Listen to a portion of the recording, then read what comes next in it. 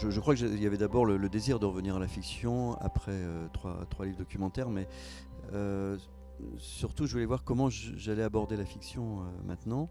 Et je me doutais bien que ça allait être différent de toute façon. Euh, J'avais pris tellement de plaisir à faire les bandes dessinées documentaires que de toute façon je me voyais absolument pas revenir à la démarche que j'avais avant de façon plus classique avec l'écriture d'un scénario, la recherche de documentaires, puis la réalisation. Ça me semblait soudain extrêmement lourd et pesant. Donc pour moi, je voulais revenir à la fiction, mais fort de l'expérience des bandes dessinées documentaires. En fait, c'était un projet qu'on avait depuis plusieurs années, puisque nous avions fait ensemble, avant Oh les filles, les voyages d'Anna. Et les voyages d'Anna, c'était ma toute première expérience de texte publié, on va dire, parce que j'avais déjà écrit un petit peu pour moi, comme beaucoup de gens, je pense. Et on avait parlé avec Emmanuel de faire les voyages d'Ulysse, puisque les voyages d'Anna avaient été faits suite à la naissance de notre fille, Anna, et que quelques années après, Ulysse, son petit frère, lui avait demandé lui aussi son livre, un livre qui porterait son nom et qui serait Les voyages d'Ulysse. Donc voilà, le projet existait depuis longtemps et on avait le désir de le réaliser et aussi de tenir une promesse qui avait été faite à Ulysse, que lui aussi aurait son livre. En fait, l'idée de travailler avec René vient d'Emmanuel, qui avait très envie d'un partenariat avec, avec René, dont il admire beaucoup le travail. Et il va en parler mieux que moi d'ailleurs, mais c'est vrai qu'au final, René prête son trait et son talent à un des personnages du livre qui s'appelle Amon, qui est un peintre dans l'histoire. Et ça enrichit beaucoup le livre parce que on a un personnage qui s'incarne d'autant mieux qu'il a un trait aussi caractéristique que celui de René. Voilà. Moi, René, je le connais depuis 20 ans maintenant.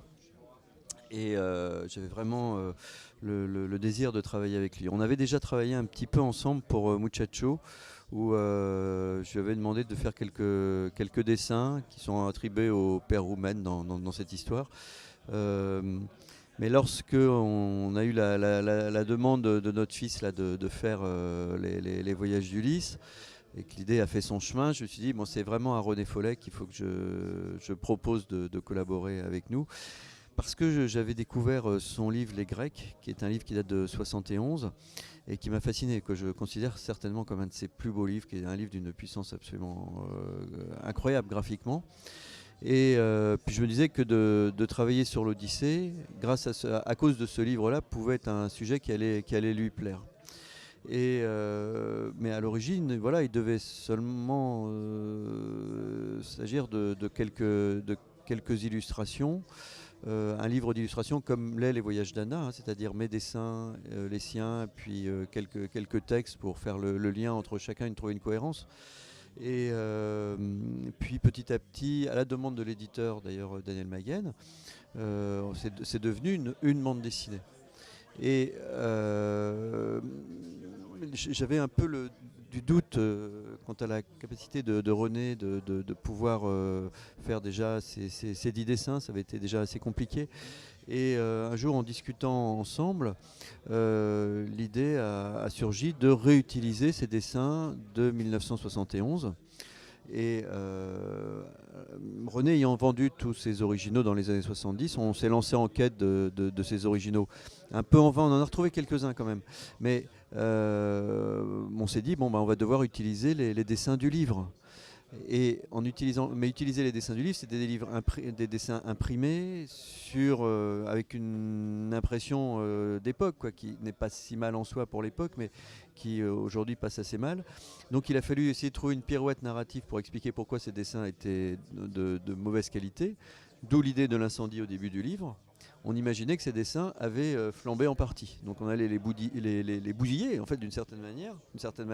Bon, il en restait de suggérer en fait qu'ils avaient pu être très très beaux, mais que voilà, malheureusement ce qui nous était arrivé aujourd'hui était abîmé. Voilà. Alors, coup de bol, ça c'était vraiment le grand coup de bol, c'est que les éditions Dupuis, avec qui on avait quand même posé la question s'ils avaient gardé des films, ont retrouvé les films. Et les films d'une excellente qualité. quand on a reçu les scans de leur travail, le dessin était d'une très grande luminosité, d'une très grande modernité. C'est comme s'ils avaient été faits il y a quelques mois auparavant. Et toute la puissance du dessin de René explosait, quoi. Alors on a gardé l'idée de l'incendie. Bon, qui a aussi une justification narrative, mais l'idée de l'incendie vient du doute quant à notre capacité à retrouver les dessins de René. Oui, moi je dirais l'amour de l'art, c'est certain. Enfin, en tout cas, le voyageur, c'est plus Emmanuel que moi, hein. Mais c'est vrai que on partage un intérêt pour la peinture, pour la bande dessinée évidemment, pour la littérature aussi. Et c'est quelque chose qui est assez central dans nos vies à l'un et l'autre. Mais moi, le voyage, je le fais certainement plus à travers les livres qu'Emmanuel, qui le fait en vrai. C'était difficile d'avoir un livre qui s'appelle Les voyages d'Ulysse, puisque c'était forcément notre titre, sans faire référence à l'Odyssée. Donc effectivement, l'Odyssée est un fil rouge continu, puisque moi, il m'a servi d'inspiration. Et j'ai essayé d'en faire une transposition dans l'histoire de Salomé. Donc Salomé se trouve être un Ulysse au féminin. C'est-à-dire que voilà, elle traverse des épreuves, elle est en quête, elle est une navigatrice, à l'instar d'Ulysse. Et en même temps, l'Odyssée était aussi une œuvre importante pour les personnages. C'est-à-dire que le personnage de Salomé, comme le personnage de Jules, sont baignés de cette culture antique. Et dire autrefois, on apprenait des passages entiers de l'Odyssée par cœur. C'était quelque chose qui était beaucoup plus partagé qu'aujourd'hui. Aujourd'hui, on connaît l'histoire d'Ulysse.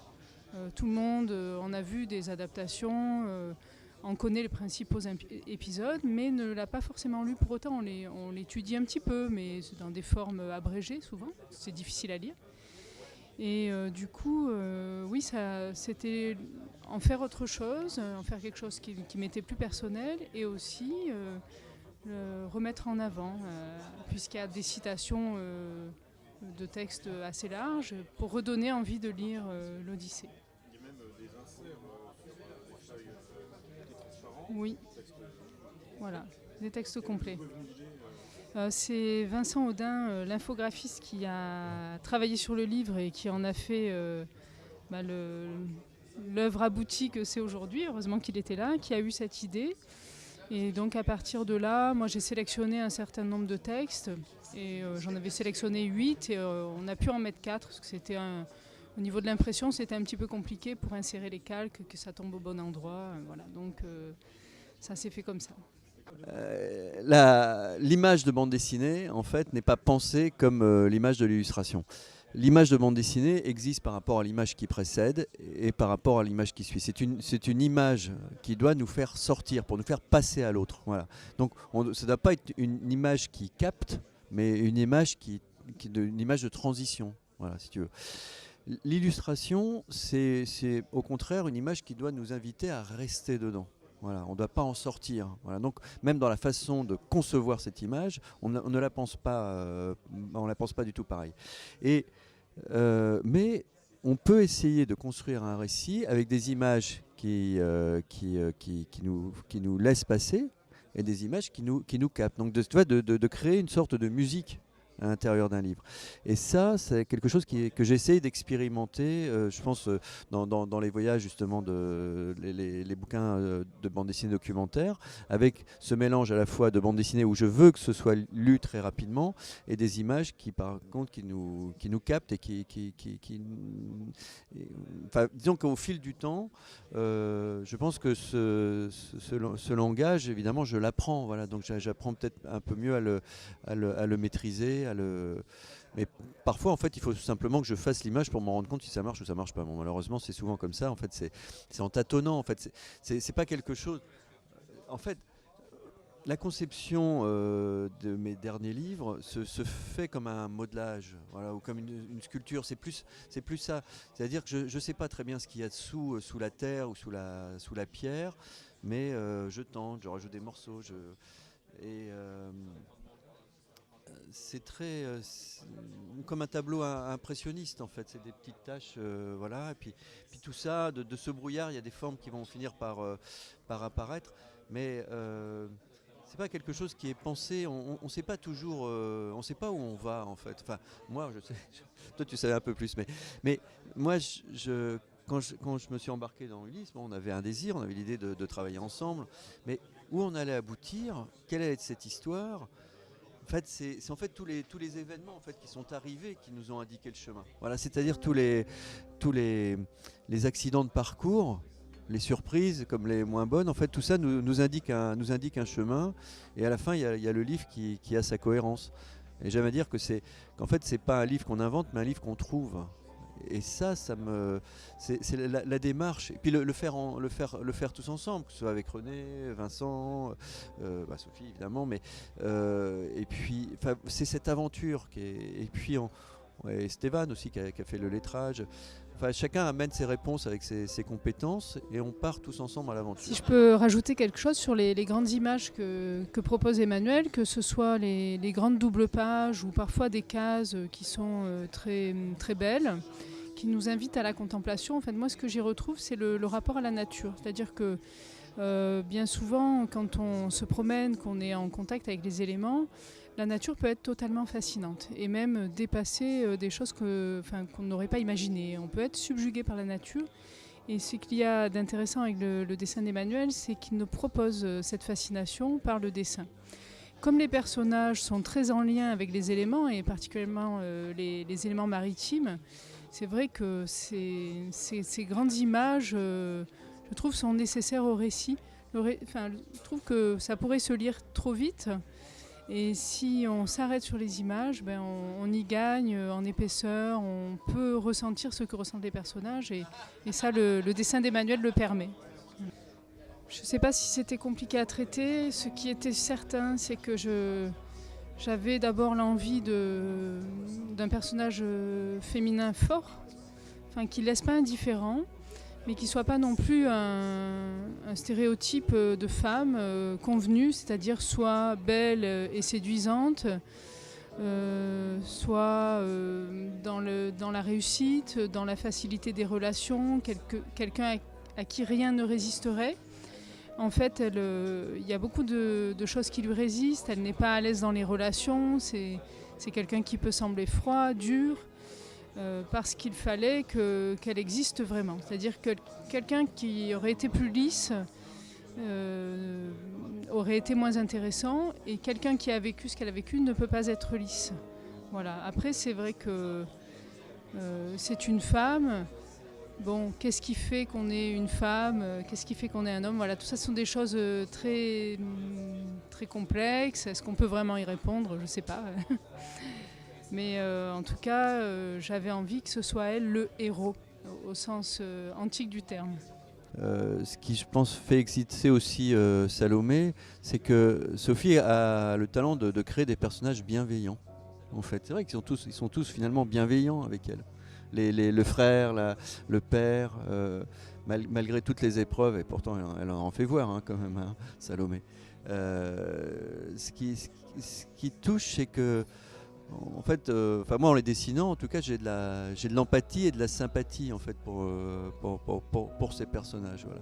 Bon, il y a quelques salauds dans l'histoire, mais bon, il en faut. Mais que ce soit dans Les Filles d'ailleurs ou dans les voyages d'Ulysse, il y a quand même un type de personnage que tu crées, voilà.